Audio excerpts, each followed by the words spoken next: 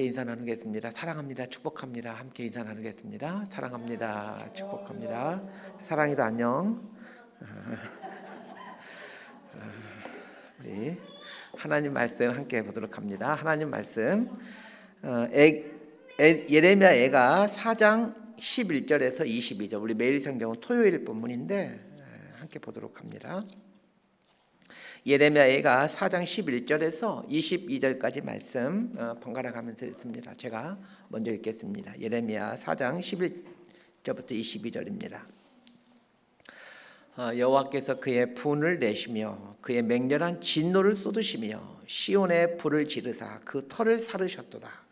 대적과 원수가 예루살렘 성문으로 들어갈 줄은 세상의 모든 왕들과 천하 모든 백성이 믿지 못하였었도다. 그의 선지자들의 죄들과 제사장들의 죄악들 때문이니 그들이 성읍 안에서 의인들의 피를 흘렸도다. 그들이 거리거리에 맹인같이 방황하며 그들의 옷들이 피에 더러워졌으므로 아무도 만질 수 없도다.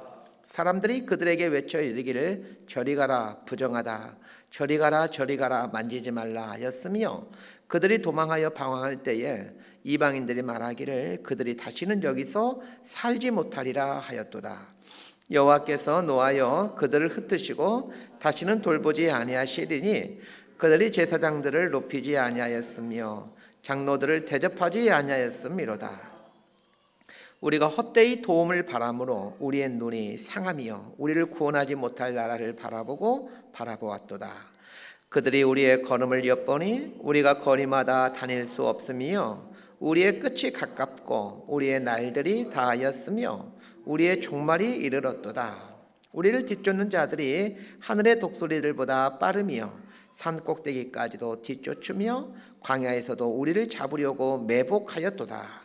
우리의 콧김 곧 여호와께서 기름 부신 자가 그들의 함정에 빠졌으며 우리가 그를 가리키며 전에 이르기를 우리가 그의 그늘 아래에서 이방인들 중에 살겠다 하던 자로다. 22절까지 함께 읽습니다. 우수 땅에 사는 딸 에돔아 즐거워하며 기뻐하라. 잔이 내게도 이를지니 내가 취하여 벌거벗으리라.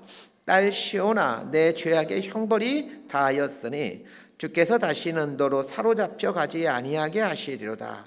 딸 에돔아 주께서 내 죄악을 벌하시며 내 허물을 드러내시리로다. 아멘. 예레미야 애가 4장의 전반부가 이 폐허가 된 예루살렘의 그 비참한 상황을 묘사하고 있다라면, 오늘 본문인 이 후반부는 이스라엘이 왜 그런 비참한 심판을 받아야만 했는가에 대한 그 이유들을 설명해 주고 있습니다.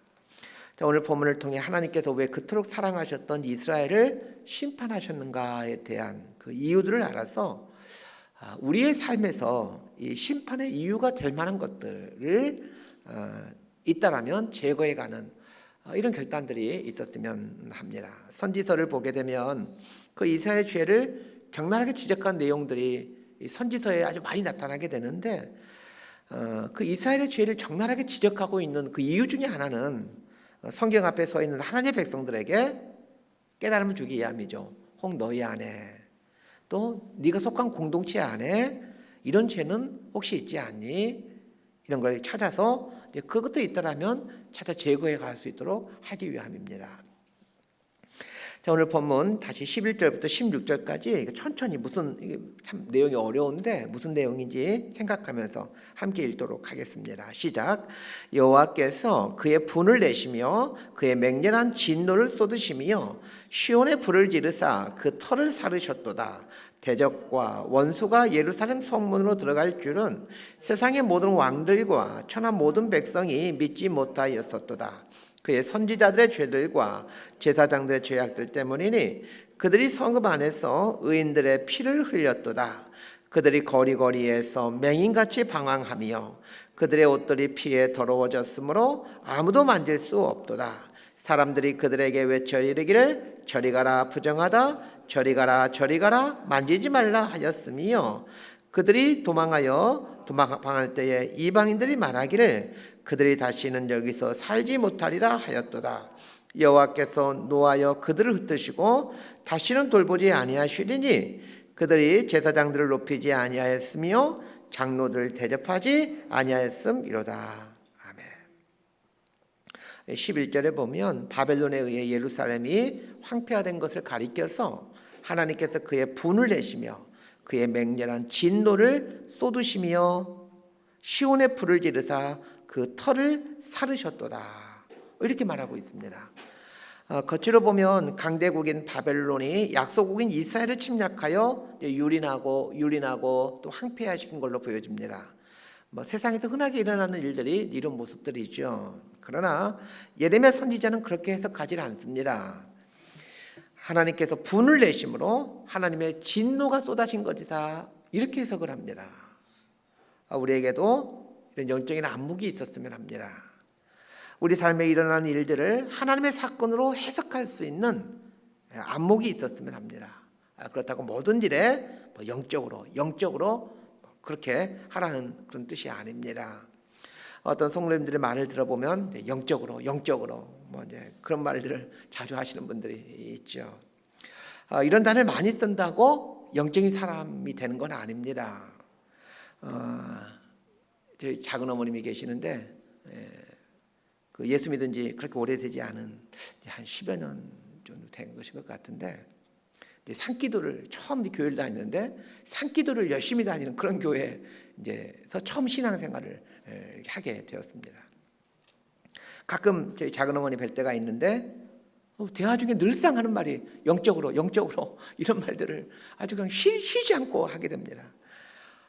근데 좋은 말이죠, 영적으로. 근데 참 듣기가 너무 힘이 들고 거북합니다. 왜 일상적인 것들을 그냥 평범하게 얘기하면 되는데 모든 것들 다 영적으로 이런 말들을 하시는데 조금 듣기가 거북하다라는 생각을 하게 되었습니다. 영성이 깊어지게 되면 하나님의 시각으로 사건을 해석하는 능력이 생깁니다. 우리가 영성이라는 단어를 종종 교회에서 쓰지 않습니까? 영성이 깊어, 저는 영성이 있네, 이런 표현을 쓰게 되는데, 영성이란 게 도대체 무엇일까요? 저 사람 영성이 있어, 영성이 깊어 라고 할 때 그 영성이 뭘까요? 홀리보이스, 할렐루야 이런 거 잘하면 영성이 깊고 그러는 것일까요? 도대체 영성이 깊다는 게 무엇일까요? 이 영성이라는 것은 이렇게 제 나름대로 이제 정리를 해갔는데, 이렇게 정리를 하시면 될 것 같아요. 영성이란 하나님의 눈을 갖는 것입니다. 어떤 사건을 보더라도 영성이 있게 되면 하나님의 시각으로 해석할 줄 아는 능력이 생기게 되는 거죠. 모든 사건들, 어떤 현상이라든지 또 말씀도 마찬가지입니다. 영성이 깊게 되어지게 되면 그 하나님의 시각으로 말씀을 보게 되고 해석할 능력이 생겨나게 됩니다. 바벨론이 이스라엘을 유린한 것을 이스라엘 유린한 것은 정치적으로 보게 되면 강대국 약속을 침략해 정복한 것으로 보여지지만, 영적인 눈으로 보게 되면 그 이스라엘의 죄에 대한 하나님의 심판이다라는 것을 알게 됩니다. 하나님은 바벨론의 극악무도한 포악함을 사용하여 이스라엘을 심판하시죠. 하나님께서 바벨론을 통해 이스라엘 심판하신 걸 표현하면서 그 11절 하반절에 보면 그 터를 사르셨도다, 이렇게 말하고 있습니다. 바벨론이 이스라엘을 쳐들어와 불을 질렀다는 것은 누구나 쉽게 상상할 수 있는 일이죠. 불이 나면 집이 타는 건 당연하지만 집터까지 탈 수는 없습니다. 그러면서 그 터를 사르셨도다, 이렇게 말하는 이유를 이제 알아야 됩니다. 집터 위에 집을 짓고 그 집에서 그 이스라엘 백성들이 각종 악을 행해왔기에, 거기서 우상을 섬기고 거기서 각종 악을 행하며 살아왔기에 하나님은 그 집터까지도 꼴보기 싫은 겁니다. 저 집터 위에서 우상을 섬겼지, 저 집터 위에서 가진 악행을 저질렀지, 그래서 그 집터까지도 꼴보기 싫은 거예요. 그래서 그 집터를 사르셨도다, 이렇게 표현하고 있는 겁니다. 하나님께서 그만큼 이스라엘의 죄에 대해서 혹독하게 심판하셨다라는 뜻입니다. 그러면 하나님으로부터 유일하게 선택받은 이스라엘이, 또한 그렇게 사랑받던 이스라엘이 왜 하나님의 불같은 심판을 받아야만 했느냐는 것입니다. 13절이 이제 분명하게 그 이유를 설명해 주고 있습니다. 자, 13절을 제가 읽겠습니다. 그의 선지자들의 죄들과 제사장들의 죄악들 때문이니 그들이 성읍 안에서 의인들의 피를 흘렸도다, 이렇게 말하고 있습니다. 이스라엘이 이렇게 또 이 바벨론으로부터 아주 끔찍한 심판을 당해야 된 이유를 얘기하면서 선지자들과 제사장들의 죄악들 때문이다, 이렇게 얘기를 하고 있습니다. 그럼 구체적으로 선지자들의 죄들과 제사장들의 죄는 무엇입니까? 이것에 대해서 예레미야가 2장에서 자세히 다루었었는데, 또 그리고 또 다른 선지서를 보게 되면 이 선지자들과 제사장들의 죄에 대해서 아주 구체적으로 반복해서 얘기합니다. 무슨 이사야서라든지 예레미야서라든지 또 에스겔서라든지 보게 되면 반복해서 나오는 게 선지자와 제사장들의 죄입니다. 선지자의 죄란 간단하게 말하면 하나님의 말씀을 전하지 않고 자신들의 생각을 선포한 죄입니다. 이 선지자와 제사장을 이렇게 구분할 수 있게 되길 바랍니다. 하나님과 사람이죠. 그럼 그 사이에 제사장과 선지자가 있는데, 선지자는 하나님의 것을 받아서 사람들에게 선포하는 사람입니다. 제사장은 사람들의 것을 받아서 하나님께로 가지고 가는 사람, 이게 제사장입니다. 약간 비슷하지만 약간 좀 다른 역할을 하는 사람들이죠. 이 선지자들은 하나님의 것을 받아가지고 백성들에게 선포하는 역할을 하는, 일을 하는 사람이 선지자들인데, 자꾸 하나님의 것을 선포하지 않고 자신의 것을 선포하고 있다는 거예요. 그게 선지자의 죄입니다. 이스라엘의 죄악 중에 빠져서 방탕한 삶을 살고 있는데도 이 선지자들이 선포했던 말씀은 평안에 대한 말씀드렸습니다. 하나님 우리를 지켜주신다. 하나님 우리를 더 강하게 만들어주신다. 우리는 모든 민족 중에 더 뛰어난 민족이 된다. 우리는 하나님부터 택한 백성이기 때문에 하나님께서 복을 주신다. 근데 이런 류의 설교인 것이죠. 그런데 여러분, 하나님이 우리를 지켜주신다. 우리를 더 강다하게 만들어주신다. 모든 민족 중에 뛰어난 민족이 되게 한다. 이런 말은 성경에 있는 말일까요? 없는 말일까요? 성경에 있는 말입니다. 하나님께서 이스라엘 백성에게 해줬던 약속들이 있죠. 그러나 이런 약속들은 하나님 말씀에 순종하며 살게 될 때 하나님께서 해주시겠다고 한 약속이지, 바벨론에게 멸망당하기 전에 그 이스라엘 백성 죄된 모습들, 그 타락한 모습과는 전혀 상관없는 말씀들입니다. 선지자가 시대를 해석하는 능력이 있어야 된다라는 말이 있습니다. 시대를 해석하면서 하나님의 말씀을 선포해야 됩니다. 성경 말씀도 해석할 줄 알아야 되겠지만 시대를 해석할 줄 알아야 합니다. 자, 시대를 해석해야 된다는 말은 시대를 해석해야만 하나님의 바른 말씀을 선포할 수가 있기 때문에 그렇습니다.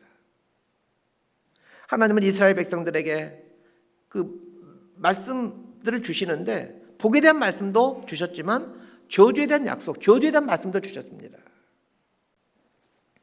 신명기에 보게 되면 모세에게 주신 명령이 있습니다. 가나안 땅을 이제 점령하게 될 때 세겜이라는 곳에 가게 되거든. 이스라엘 백성들이 가나안 땅을 점령하면서 이제 여리고를 지나서 그 다음에 가게 되는 곳이 이제 세겜이라는 곳인데, 그 세겜이라는 곳에 가게 되거든. 이런 일을 하라고 명령을 합니다. 그 세겜에 가게 되게 되면 두 개의 산이 있습니다. 이 그리심산과 에발산의 산이 있어요. 이 세겜이라는 것은, 이 세겜이라는 히브리어는 어깨라는 뜻인데, 이 어깨를 생각해 보세요. 평평하지 않습니까? 근데 어깨 이쪽과 어깨 이쪽에 양쪽에 산이 하나 있어요. 그리심산과 에발산이 있습니다. 그럼 요 사이에서 그리심산과 에발산 요 평평한 지역에서 이제 거기서 말씀을 선포하라는 거예요. 이스라엘 백성들을 절반은 그리심산 쪽에 두고 절반은 이 에발산 쪽에 두고는 요 평평한 요곳에서, 양쪽에 산이 막혀 있으니까 이제 마치 마이크 역할을 해가지고 말소리가 잘 들리게 되겠죠. 이렇게 이스라엘 전 국민을 세워놓고 축복과 저주에 대한 말씀을 선포하게 합니다. 하나님의 말씀대로 살게 되면 복이 있다는 내용을 선포할 때는 그 얘기를 하게 되면 그리심산 쪽에 있는 사람들이 아멘 이렇게 말하고, 하나님의 말씀에 불순종하며 살게 되게 되면 이런 저주가 임하게 된다라고 선포할 때는 에발산 쪽에 있는 이스라엘 백성들이 아멘 이렇게 외치도록 해야 된다고 모세가 말을 합니다. 그래서 여호수아 시대에 실제 이런 일을 하게 되는 거죠. 자, 선지자가 해야 될 일은 무엇이겠습니까? 자신이 살고 있는 시대가 하나님의 말씀에 순종하는 시대인지 아니면 말씀에 불순종하는 시대인지를 분별해야 됩니다. 이게 선지자가 시대를 분별한다는 의미예요. 그리고 백성들이 구체적으로 어떤 모양으로 순종하는지 혹은 어떤 모양으로 불순종하는지를 그걸 파악해서 말씀에 순종하는 삶을 살게 되면 축복의 말씀에 불순종하는 삶을 살게 되면 심판과 저주를 선포해야 됩니다. 그렇게 함으로 하나님의 바른 뜻이 무엇인지를 알도록 해야 되는 사람이 선지자인 거예요. 그 무지한 백성들이 하나님의 바른 뜻을 아는 게 쉽지가 않습니다. 하나님의 바른 뜻을 전하라고 이런 선지자들을 세운 것 아니겠습니까? 자, 그러면 지금 우리 시대 그리스도인들은 어디에 해당됩니까? 하나님의 말씀에 순종하는 모습으로 살고 있는 시대입니까? 아니면 불순종하는 모습으로 살고 있는 시대입니까? 이건 각자가 해석해야 되고 각자가 답을 내려야 할 것입니다. 자, 제사장의 죄는 무엇입니까? 자, 선지자가 하나님으로부터 오는 것을 백성들에게 전해주는 역할을 하는 사람이었다면 제사장은 백성들이 가지고 온 것을 받아서 하나님께로 가지고 가는 사람입니다. 백성들이 제사장에 가지고 오는 것은 크게 두 가지로 나누어 볼 수 있습니다. 첫 번째는 하나님께 드릴 제물을 가져오는 것이고, 두 번째는 지은 죄를 가지고 옵니다. 그래서 용서해 달라고. 지은 죄를 제사장에 가지고 와서 이 죄를 회개하오니 하나님 용서해 주십시오. 이제 이런 용도로 지은 죄를 제사장에 가지고 옵니다. 이 지은 죄에 대한 회개할 것을 가지고 제사장에 오게 되는데, 그럼 제사장은 그 백성들이 지은 죄 그것을 받아서 그 죄에 대한 합당한 제물과 함께 하나님께 가지고 가서 하나님의 용서를 구하죠. 그리고 하나님의 용서를 받아서 그걸 가지고 와서 그 사람에게 사죄의 은총을 선포합니다. 하나님께서 용서하셨다. 그렇게 하면 그 사람을 하여금 죄의 용서함에 감격을 누려가게 하는 거죠. 자, 그런데 여기서 중요한 게 있습니다. 죄에 대한 진실한 회개를 가지고 제사장에 와야 되는데 그렇지 않더라는 것입니다. 형식적인 회개를 갖고 제사장에게 옵니다. 죄에 대한 회개를 할 때 제사를 드리게 되는데 그 제사를 드리면 무조건 죄가 다 용서받는다, 이렇게 제사장들이 선포하는 거예요. 그렇게 선포하면 안 됩니다. 죄에 대한 진정한 회개를 수반한 그런 제사를 드릴 때 그 제사를 하나님께서 받으시고 그 사람에게 용서를 해주시는 것이지, 진짜 회개가 없이 뭐 속죄제와 같은 제사만 드린다고 하나님의 용서가 있는 것이 아닙니다. 그럼에도 불구하고 제사장들은 백성들이 속죄제물을 가지고 와서 그 제사를 드리게 되면 하나님께서 용서해 주신다, 이렇게 가르쳤던 것입니다. 백성들이 제물을 갖고 오면 올수록 그 제물의 일부를 제사장이 몫이 있기에 제사장이 가져가기에 제사장 입장에서는 백성들이 죄를 많이 지으면 지을수록 좋은 겁니다. 무슨 말씀인지 아시겠죠? 백성들이 죄를 많이 짓게 되면 그때부터 제사를 드리러 올 거 아니겠습니까? 그때부터 제물을 가지고 오거든요. 그러나 잘 생각해 보십시오. 진짜 제사장이라면 백성들이 죄 짓는 것을 가슴 아파해야 되지 않겠습니까? 그런데 백성들이 죄 짓는 것을 가슴 아파해야 될 제사장들이 도리어 백성들이 죄를 짓는 것을 좋아합니다. 백성들이 죄를 지어야 속죄제물을, 많은 다양한 종류의 제물들을 가지고 오기 때문에 그렇습니다. 백성들이 제사장들에게 가져오는 또 다른 것은 하나님께 드리는 제물입니다. 어떤 이거 죄에 대한 회개의 제물, 그런 제물이 아니라 뭐 감사의 제물도 있을 것이고 화목제의 제물도 있을 것이고 다양한 종류의 제물들을 제사장에 가지고 옵니다. 자, 제물을 드린다라는 것은 내 자신을 하나님께 드린다라는 뜻입니다. 그런데 이제 제사장들은 이스라엘 백성들에게 제물만 드리면 된다고 가르치지 자기 자신을 하나님께 드려야 된다라고 가르치지 않았습니다. 하나님께 정말 받으신 건 너의 삶이다라고 가르쳐야 되는데 그 제물을 가지고 오기 때문에 하나님 받으셔. 하나님이 이 제물 받으셔. 하나님이 이 제물 받으시고 기뻐하셔. 이렇게 가르쳤다는 거예요. 오늘날 교회에서 성도들 하여금 헌금만 강조하지 헌금의 본래 의미, 본래 정신을 강조하지 않는 것과 일맥상통한 모습입니다. 헌금의 본래 의미가 무엇입니까? 내 자신을 하나님께 드리는 것 아닙니까? 그런데 내 자신을 하나님께 드린다라는 이 헌금의 본래 의미를 강조하지 않고 여러 가지 명목을 들여서 헌금을 거두어 드리는데 관심을 두고 있다라면 그 예레미야 시대의 제사장들과 오늘날 목회자들이 무슨 차이가 있는 것입니까? 오늘 말씀을 보면서 우리 목회자들은 긴장감을 가져야 됩니다. 이스라엘이 그렇게 처참하게 심판을 당한 근본적인 이유가 선지자들의 죄와 제사장들의 죄라는 이 말씀 앞에서 우리 목회자들은 두려움을 가져야 됩니다. 14절을 보면 참 재미있는 표현이 나옵니다. 그들이 거리거리에서 맹인같이 방황하며. 자, 이 선지자들과 제사장을 가리켜서 맹인이라고 표현하고 있습니다. 누구보다도 영안이 열려서 하나님을 보여주고 하나님의 것들을 알려주고 하나님의 뜻을 보여줘야 될 선지자와 제사장들이 바알의 걸 전혀 보지 못하는 맹인이라는 얘기입니다. 14절에서는 선지자와 제사장들 맹인이라고 말해주고 있고 15절에서는 영적인 문둥병에 걸린 사람들이다, 이렇게 선지자와 제사장들을 표현하고 있다는 거예요. 지금 예레미야 선지자가 이렇게 표현하고 있습니다. 그들은 맹인들이고 그들은 문둥병자들이다, 이렇게 얘기를 합니다. 15절을 보십시오. 사람들이 그들에게 외쳐 이르기를 저리 가라 부정하다, 저리 가라 저리 가라 만지지 말라 하였으며, 부정하다 저리 가라 이런 외침은 문둥병자들에게 행하는 당시의 가르침이었, 풍습이었습니다. 왜 유독 문둥병자에게만 부정하다 부정하다 이렇게 말했는지 아십니까? 문둥병이 하나님의 심판이라고 생각했기 때문에 그렇습니다. 그렇다면 재미있는 현상을 발견하게 됩니다. 선지자와 제사장들을 가리켜서 문둥병자 취급을 하고 있다는 것은 그들이 하나님의 저주를 받은 사람들이라는 뜻입니다.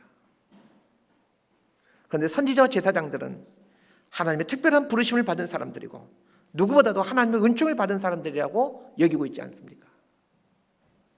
하나님께서 선지자와 제사장들을 가리켜서 문둥병자라고 말하는 것에는 또 다른 의미가 있습니다. 문둥병은 살이 뭉그러져 떨어나가도 그 고통을 전혀 느끼지 못하는 병입니다. 그래서 문둥병은 어떤 감각을 잃어버린 병입니다. 그러면서 선지자와 제사장을 영적인 문둥병자라고 말하는 것은 그들이 영적인 감각을 잃어버린 사람들이라는 얘기입니다. 그리스도인 모두가 이 시대의 제사장이요 선지자입니다. 너희는 택한 족속이요 왕같은 제사장들이라. 그리스도인을 향한 정체성 아닙니까? 모든 그리스도인이 이 시대의 제사장이요 선지자이지만 특별히 교회 안에서 선지자와 제사장의 역할을 하는 사람은 두말할 것 없이 저 같은 목회자일 겁니다. 선지자와 제사장들이 영적인 문둥병에 걸렸을 때 하나님과 사람들로부터 이런 비참함을 당하게 된다는 것을 기억해야 될 겁니다. 우리 그리스도인도 마찬가지죠. 우리 그리스도인은 세상 속의 선지자와 세상 속의 제사장들입니다. 바른 선지자, 바른 제사장이 되지 못할 때 이런 비참함을 겪게 된다는 것 기억하면서 신앙생활 하셔야 됩니다. 자, 우리 17절에서 20절까지 말씀 함께 보도록 하겠습니다. 시작. 우리가 헛되이 도움을 바람으로 우리의 눈이 상하며 우리를 구원하지 못할 나라를 바라보고 바라보았도다. 그들이 우리의 걸음을 엿보니 우리가 거리마다 다닐 수 없으며 우리의 끝이 가깝고 우리의 날들이 다하였으며 우리의 종말이 이르렀도다. 우리를 뒤쫓는 자들이 하늘의 독수리들보다 빠르며 산꼭대기까지도 뒤쫓으며 광야에서도 우리를 잡으려고 매복하였도다. 우리의 콧김 곧 여호와께서 기름 부으신 자가 그들의 함정에 빠졌으며 우리가 그를 가리키며 전에 이르기를 우리가 그의 그늘 아래에서 이방들 중에 살겠다 하던 자로다. 이스라엘이 잔혹하게 심판받는 이유에 대해 11절에서 16절은 선지자와 제사장의 죄 때문이다라고 설명한 반면에 17절에서 20절은 이스라엘 백성들의 죄에 대해서 언급하고 있습니다. 이스라엘이 심판받게 된 이유 중에 하나는 이스라엘 백성들이 하나님을 신뢰하지 않고 세상에 속한 것을 신뢰했기 때문이라는 겁니다. 17절을 보면 우리가 헛되이 도움을 바람으로 이렇게 말하고 있습니다. 하나님은 진실한 선지자를 통해 바벨론을 통해 남유다가 심판받게 된다는 것을 수차례에 걸쳐서 경고했습니다. 예레미야 선지자, 하박국 선지자 이런 사람들이 수차례에 걸쳐서 선포합니다. 하나님께서 바벨론을 들여서 우리를 심판하신다라고. 하나님께서 이렇게 경고했던 이유는 빨리 하나님께 돌이키라는 뜻이었습니다. 하나님은 누차 경고하였음에도 이스라엘 백성들은 아무 일이 일어나지 않을 것이라 믿고 계속해서 죄된 삶을 살아갑니다. 하나님은 이 바벨론을 통해 이스라엘 심판하신다는 말씀을 주시고 그 말씀이 실현될 것 같은 상황과 그런 분위기를 자꾸 보여주시죠. 그러면 이런 모습을 보고 이스라엘 백성들은 진짜로 하나님 말씀대로 선지자를 통해서 주신 말씀대로 바벨론을 통해서 우리를 심판하시려고 하시는구나. 그걸 깨닫고 하나님을 붙들어야죠. 그러나 이스라엘 백성들이 한 것이 무엇입니까? 애굽을 의지하는 것입니다. 바벨론의 침략에 대해 애굽과 동맹을 맺어 바벨론의 공격을 이겨내려고 했던 것입니다. 이것이 얼마나 허망한 일인지를 이사야 선지자뿐만 아니라 예레미야 선지자도 수차례에 걸쳐서 선포했습니다. 그럼에도 불구하고 이스라엘 백성들은 끝까지 애굽을 의지합니다. 결국 어떻게 됩니까? 그 믿었던 애굽도 바벨론에게 대패함으로 1차 갈그미스 전투, 2차 갈그미스 전투를 통해 가지고 애굽도 바벨론에게 완전히 패망해버리게 됩니다. 그리고 남유다는 바벨론으로부터 철저하게 1차, 2차, 3차 침략을 당함으로 유린당하게 됩니다. 바벨론으로부터 어떻게 유린당하고 있는지를 18절에서 20절까지가 잘 말해주고 있습니다. 바벨론의 침략 이후에 살아남은 사람들은 거리에 다닐 수 없는 상황이 되었다라고 얘기를 합니다. 바벨론의 군대가 보이는 대로 사람들 죽이고 약탈하기 때문입니다. 살기 위해 산이나 광야로 도망친 사람들이 있었던가 봅니다. 그러나 산과 광야까지 쫓아와서 그 도망친 사람들을 학살합니다. 20절에 보게 되면 우리의 콧김 곧 여호와의 기름 부으신 자가 그들의 함정에 빠졌으며 이렇게 말하고 있는데, 이 우리의 콧김 곧 여호와의 기름 부으신 자란 이 당시 시드기야 왕을 뜻합니다. 콧김이라고 표현했던 것은 이 콧김으로 번역된 히브리어 단어가 루아흐인데, 루아흐는 바람, 생명 이런 뜻입니다. 그래서 우리가 성령님을 말할 때 루아흐, 이제 히브리어로 그렇게 얘기를 하는데, 제가 보기에는 콧김이라고 번역하기보다는 생명 이렇게 번역하는 게 조금 더 나은 번역이지 않을까 싶습니다. 생명과 같은 하나님께서 기름 부으신 시드기야 왕 이렇게 번역했다라면 조금 더 낫지 않았을까 싶습니다. 이렇게 이스라엘 백성들이 하나님을 신뢰하지 않고 애굽을 신뢰하기 시작할 때 산이나 광야로 도망친 백성들까지도 죽임을 당하고 심지어는 시드기야 왕까지 눈이 뽑혀서 끌려가는 비참함을 당하게 됩니다. 이런 비참함들을 말해준 이유는 분명합니다.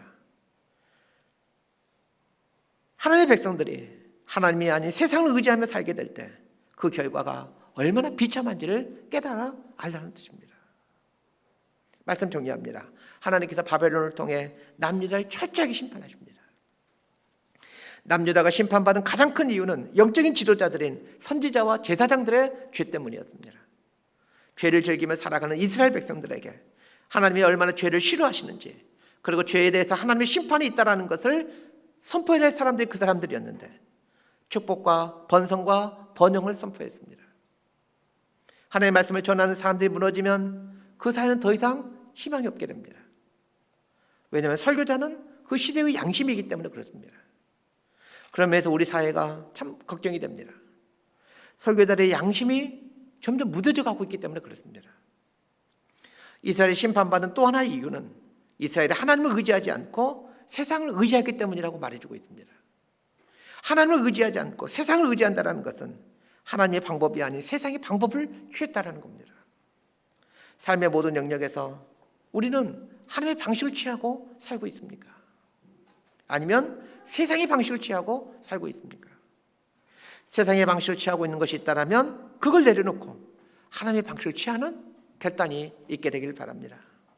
하나님을 의지함으로 하나님의 방식을 취하게 될 때 우리 삶에 주시는 그 하나님의 평안과 축복이 있습니다.